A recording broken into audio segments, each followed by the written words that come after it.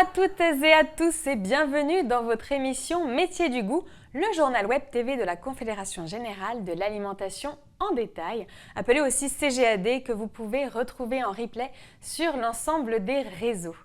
Alors comme vous le savez, l'actualité ne peut être passée sous silence dans notre web TV, c'est son but. Et depuis plusieurs semaines, la hausse du coût de l'énergie qui s'ajoute à l'augmentation du coût des matières premières fait partie des préoccupations majeures des professionnels du secteur.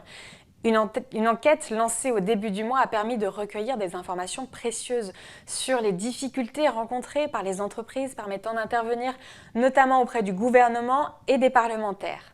Il s'agit d'un sujet bien sûr dont nous reparlerons assurément dans un prochain numéro.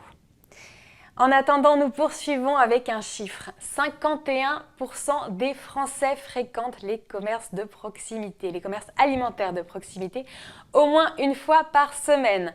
C'est un des chiffres clés qui ressort de l'enquête de l'Institut CSA réalisée à la demande de la CGAD et présentée lors du congrès annuel de la CGAD qui avait lieu le 28 septembre dernier au Salon de l'Aveyron. Et c'est notre dossier du mois.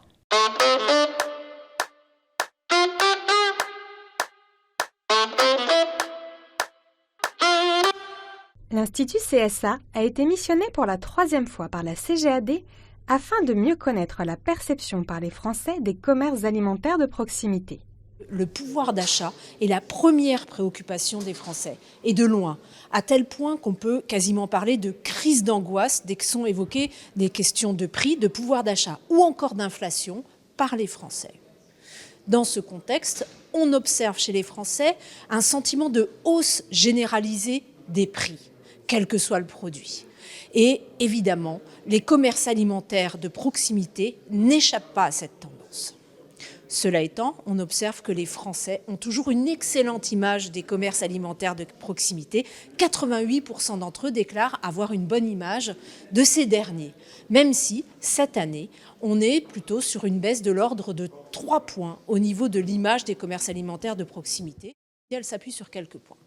La première, c'est la qualité des produits proposés. La seconde, c'est l'expertise, le conseil, le savoir-faire des commerçants en fait, qui sont soulignés de manière quasi unanime par les Français. Et la troisième, c'est le côté humain. On y va pour le lien social aussi. On y va pour rencontrer du monde, on y va pour discuter. Malgré tout, on observe un léger infléchissement de la fréquentation des commerces alimentaires de proximité aujourd'hui. Près de 3 Français sur 10 déclarent se rendre moins souvent qu'avant dans les commerces alimentaires de proximité. C'est une tendance qui n'est pas négligeable et qui doit être aussi comprise comme une forme d'alerte. Les commerces alimentaires de proximité sont considérés comme essentiels pour les Français. Ils sont extrêmement nombreux, dans l'ordre de plus de 8 sur 10, à nous dire que c'est très important d'en avoir un à proximité. Et parmi les commerces les plus plébiscités, on voit notamment le boulanger que les Français sont souvent très nombreux à mettre en avant pour ses dimensions de proximité, d'excellente image. Les primeurs, les bouchers, les charcutiers, etc. Ils sont très nombreux à nous dire aujourd'hui ne pas pouvoir s'en passer. Le 28 septembre avait aussi lieu la cérémonie des Rabelais des jeunes talents de la gastronomie. Une soirée destinée à promouvoir l'apprentissage et les métiers de l'alimentation en récompensant 35 jeunes pour leur talent, leur travail et leur performance.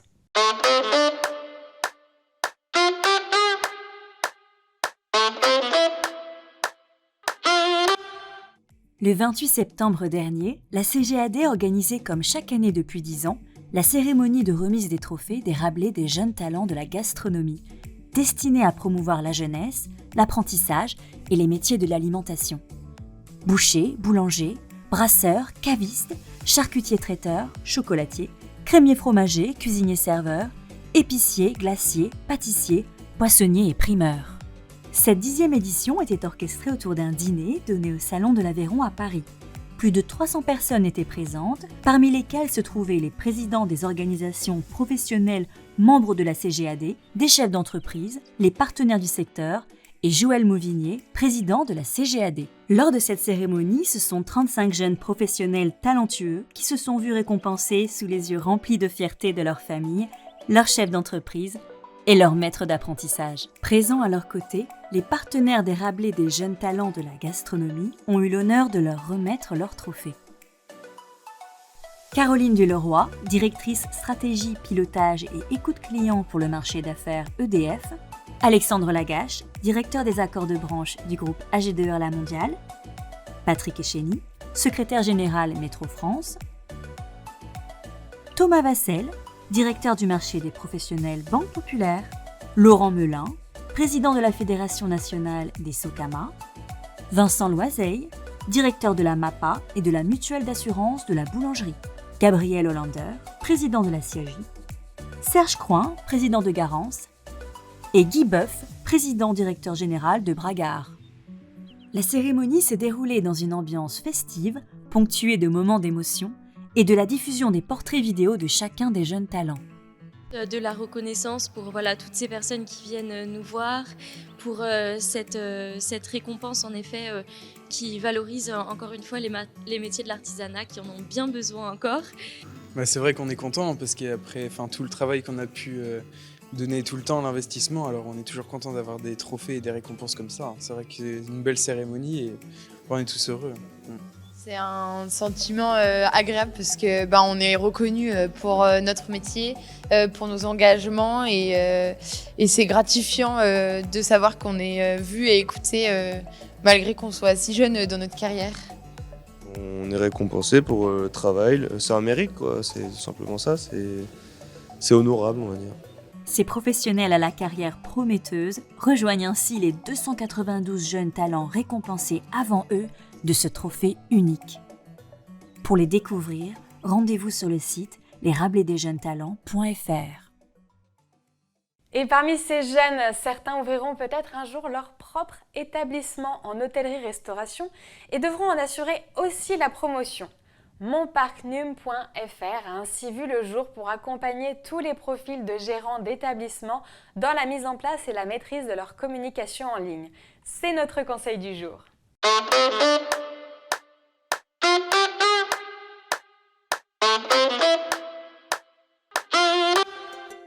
Monparknum.fr est un outil d'accompagnement à la transition digitale accessible à tous les établissements du secteur de l'hôtellerie-restauration, quelle que soit leur maturité numérique.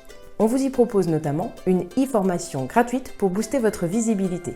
Composée de différents modules, vous pouvez par exemple suivre un webinaire dédié à votre métier pour y découvrir les astuces du moment. Le webinaire de la restauration vous permet par exemple de faire le point sur les différentes plateformes de visibilité qui vous permettent d'accueillir de nouveaux clients, mais également pour vous aider à recruter. En vous inscrivant sur monparknum.fr, vous avez également accès à un MOOC inédit. Composé de vidéos, il vous permet de réfléchir par étapes à votre marketing digital, à votre référencement local et à votre e-réputation. Des mémos sont également téléchargeables pour vous permettre de consulter tous ces conseils à tout moment. Des webinaires thématiques, des facilités pour trouver de nouvelles solutions numériques, un concours de digitalisation. Retrouvez toutes les activités autour du numérique dans l'hôtellerie-restauration sur www.monparknum.fr. Merci à Véronique Martins, directrice du département Europe et numérique du Groupement national des indépendants hôtellerie-restauration, pour cette belle présentation. Alors notre émission touche à sa fin et je vous propose d'ouvrir votre agenda pour y noter les dates des événements à venir.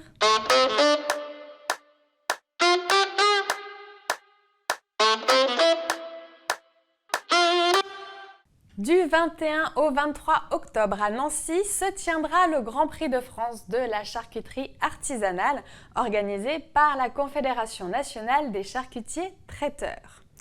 Du 21 au 22 octobre se déroulera au Parc des Expositions de Nancy le Salon du Brasseur, un salon technique de référence pour les professionnels de la bière et les brasseurs amateurs. Du 24 au 26 octobre se déroulera le concours national du meilleur croissant au beurre au CFA de Versailles, organisé par la Confédération nationale de la boulangerie et pâtisserie française.